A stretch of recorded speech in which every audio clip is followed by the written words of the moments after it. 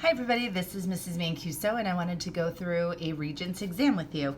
In this video I will go through all the multiple choice, and then in a separate video I will go through all the constructed response.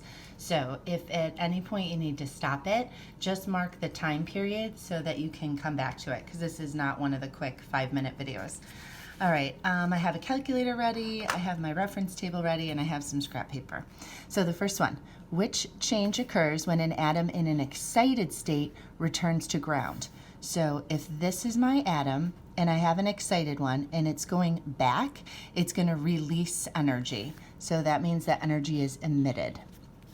Next one, the valence electrons in an atom of phosphorus in the ground state are all found in. So I go to my reference table, I look up phosphorus,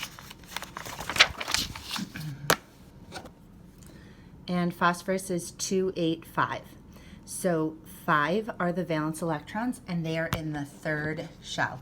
I could also look here, it's in period 3, so that tells me it's in the third shell. Next one, which two elements have the most similar chemical properties? I am looking for two that are in the same group because they have the same number of valence electrons, and that means they would have the same properties. So I go over here, beryllium and magnesium. There we go, first choice. If you look at the other ones, hydrogen and helium aren't in the same. Phosphorus and sulfur aren't in the same. Potassium and strontium are in the same. So I got to pick two that are in the same group. Next one, which phrase describes a compound that consists of two elements?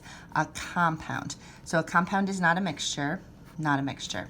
A substance in which the elements are chemically combined in a variable proportion, not variable. Substance in which the elements are combined in a fixed proportion, yes, that is a compound. So for example, H2O, you always have 2 hydrogen atoms with 1 oxygen. That's what we call a fixed proportion. All right, next one. The formula mass of a compound is so formula mass is gram formula mass. So the sum of the atomic masses of its atoms, yes. The sum of the atomic numbers, no. And it's not a product. Number 6. The arrangement of the elements from left to right in period 4 is based on. So the arrangement in the periodic table, always based on atomic number. Number 7, which diatomic molecule is formed when 2 atoms share 6 electrons? All right, a hydrogen and a hydrogen just share 2 electrons, so it's not that. Oxygen, you remember, has a double bond like that, so 1, 2, 3, 4, so it's not that. Fluorine just has a single bond, so that's 2 electrons, so that leaves us with nitrogen. I actually want to show you how you do that though. So over here, I draw a nitrogen and I go look up the valence electrons. And nitrogen has 5. So when I do the 5 dots, it goes like this, 1, 2, 3, 4, 5. And then another nitrogen would be here, 1, 2, 3, 4, 5. And then I like to do what's called looping the lonelies. These 2 will come together, these 2 will come together, these 2 will come together. That's 3 pairs of electrons, so that's a triple bond. So that's what the Lewis dot diagram of N2 would look like. So that's 1, 2, 3, 4, 5, 6 shared electrons between them. So N2 is my answer. All right, which formula represents a polar molecule? So polar is asymmetrical. O2, very symmetrical, very balanced. CO2, very symmetrical, very balanced. N with 3 H's. The 3 tells you right away this is going to be our answer. So if I have 3, that is that's asymmetrical. So there's my choice. And a C with 4 H's would be very balanced, very symmetrical. Remember, it's asking me for the molecule, not the bond. So that's why I draw it out. Number 9. Which element is least likely to undergo a chemical reaction? If something is not likely to undergo a chemical reaction in an element, I'm going to pick a noble gas. So I look at these choices and I can go over here to my reference table and see which one is a noble gas, and it's neon. It's unreactive because it has 8 valence electrons. Which element has a melting point higher than rhenium? All right, this is just a straight reference table question. So, got to grab my reference table. I have no idea what rhenium's melting point is. I don't know any of the elements' melting points because you can just look them up.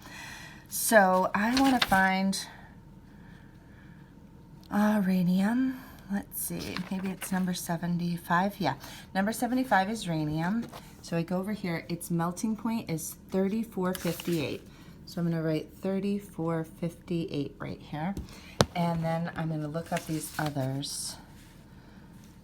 All right, iridium is 2719, so that's not higher. Osmium is 3306, that's not higher. Tantalum.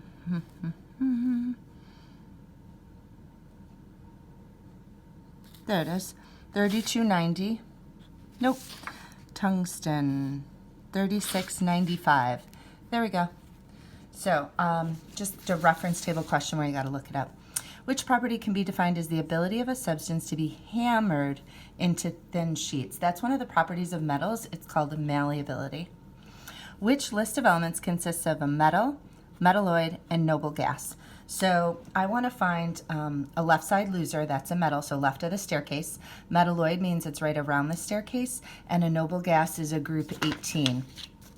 So I go over here. The first one says aluminum. There's Al, that's a metal. Sulfur, that's a nonmetal. Nope, it doesn't want me to get a nonmetal without a noble gas, so not that one. All right, magnesium, yes, that's a metal. Sodium, nope, that's another metal. All right, sodium, yes. Silicon, metalloid, yes. Argon, yes. Okay, there's my choice. So that one had a metal, a metalloid, and a noble gas. All right, on to the next page. All right, which sample of matter has a crystal structure? In order to be a crystal, it has to be a solid. So there's my choice. Liquids and gases can't be a crystal. All right, 1 mole of liquid water and 1 mole of solid water have different. So they are definitely going to have different properties because they are in different states of matter. All right, so they're going to have the same mass. You just add up 2 H's and an O. They're going to have the same formulas and same gram formula masses. Which substance cannot be broken down by chemical change? If you cannot break it down, it's got to be an element. So gold is the element of these choices. 16, which statement describes particles of an ideal gas? So gas particles, I always want to think spread out when I think about ideal gases. They spread out really well. Gas particles are separated by distances smaller than the size of the particles. Well, the particles are small, so if they're separated by distances smaller, that would mean they're really close. Can't be that one. Gas particles do not transfer energy to each other when they collide. There is a little bit of transfer of energy when molecules collide, when they bump into each other. Gas particles have no attractive forces. There we go. We don't really want to have, to be ideal, we have no attractions between them, which is why they spread out so far. And they don't move in predictable circular motion. They move in constant straight line motion. 17, which expression could represent the concentration of a solution? So which one tells me how concentrated it is? Grams, milliliters, and moles are all just units of measure, but they're individual things.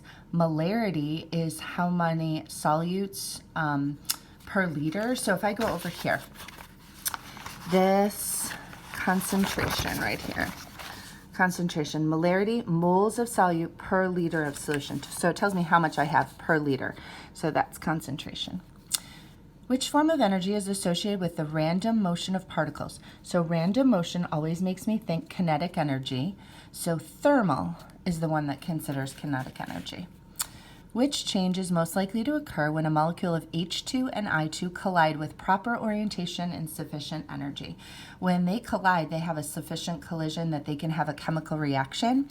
So I can first cross off physical, and it's going to be a chemical change, and it's going to form a compound. 20. Which changes can reach dynamic equilibrium? So when you have dynamic equilibrium, it means you have a reaction like this. So nuclear changes they don't usually go back and forth in a way like that. You don't have forward and reverse reactions for nuclear reactions, so that's not our choice. Chemical changes do. Got to get rid of this nuclear again. But you could also have physical changes. You could go back and forth between H2O liquid and H2O gas, or you could actually form water back and forth. So we want both chemical and physical. What occurs when a reaction reaches equilibrium? So the rates are equal and the concentrations are constant. I always think about what I want before I choose, before I look at the answer choices. So the concentration increases, no. Concentration of products increase, no. The rate of the forward reaction is equal to the rate of the reverse. There we go. Rates are equal. In terms of potential energy, which expression defines the heat of the reaction? All right, delta H is equal to the product's energy minus the reactant's energy. So P minus R. There it is. Potential energy of the products minus potential energy of the reactants. So if I have a reaction, my delta H is this to this. The difference between where I end and where I start, that's my delta H. And this value is higher, so this one is endothermic. It would be a positive delta H. 23, systems in nature tend to undergo. So I always say, think of like you at the end of the day. You definitely have lower energy, and you definitely have more disorder, so higher entropy. What occurs when Cr plus 3 ions are reduced? So reduction is gaining. So I want to gain electrons, and I can think of oil rig. The oil goes up and the rig goes down. So electrons are lost? No. Electrons are gained, and the oxidation number decreases. There we go. Where do reduction and oxidation occur in an electrolytic cell? So in any cell, we always have an-ox and red cat. So oxidation happens at the anode, oxidation at the anode, and reduction at the cathode. There it is. Which compound is an electrolyte? So to be an electrolyte means that you can conduct electricity. So I'm going to look for an acid, a base, or an aqueous salt. Those are the things that can conduct electricity. So no, no, no, there's an acid. And if I'm not sure, I can always go to table K and table L. They list out my acids and my bases. And so there's H3PO4 under the acids. When the hydronium ion concentration of an aqueous solution is increased by a factor of 10, the pH of the value. So if you have more H3O plus, that means you have more H pluses. That means you're going to go down the pH scale by 1. So for example, a pH of 4 versus a pH of 3, there's 10 times more H pluses in a pH of 3 than there is a pH of 4. All right, the stability of isotopes is related to the ratio of which particles in the atoms. So larger nuclei tend to be unstable, and it's because of the neutrons and protons in the nucleus. Which radioisotope has the fastest rate of decay? So I need to go to table N, and I need to look these up. Carbon-14 is 5,715 years. That's not fast. 37, 182 milliseconds. It's probably going to be the fastest.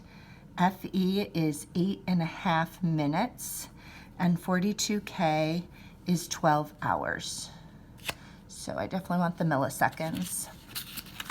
30, the atomic mass of an element is the weighted average of the masses of. All right, so if I want to find the mass of any element, the masses of the elements are given on the reference table, and you'll notice that they're all decimals. So when they got these numbers, they took the average of all the naturally occurring isotopes. So the least abundant, no. The naturally occurring isotopes, yes. There we go.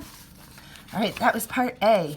So part A tends to be pretty factual and